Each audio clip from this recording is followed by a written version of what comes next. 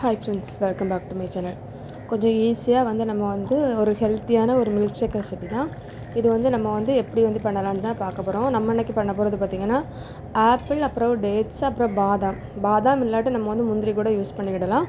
அதை வச்சு தான் நம்ம ஒரு மில்க் ஷேக் பண்ண போகிறோம். எப்படி பண்ணலாம்னு சொல்லிட்டு பார்க்கலாம். ஃபஸ்ட்டு ஒரு மிக்ஸி ஜார் எடுத்துடுங்க. அதில் பார்த்திங்கன்னா ஒரு 6 பாதாம் இல்லாட்டி நம்ம முந்திரி கூட போட்டுக்கிடலாம், ரொம்ப நல்லாயிருக்கும். அப்புறம் ஒரு 6 டேட்ஸ் கொட்டையெல்லாம் எடுத்துகிட்டு தான் நான் அதை போட்டிருக்கேன்.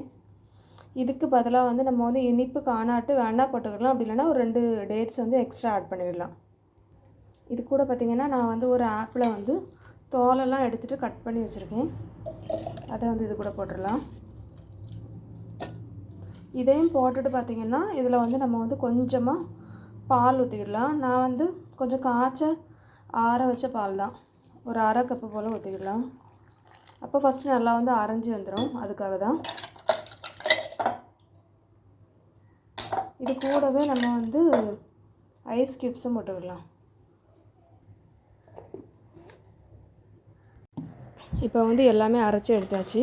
அரைச்சதுக்கு அப்புறம் பார்த்திங்கன்னா அது கூடவே ஒரு அரை கப்பு பால் மீதி இருக்கும். அதையும் இது கூடவே சேர்த்து நல்லா மிக்ஸ் பண்ணிவிட்டு நம்ம ஃபில்ட்ரு பண்ணி எடுத்துடலாம். ஃபில்ட்ரு பண்ணாமல் குடிக்கலாம், அப்படியும் குடிக்கலாம்.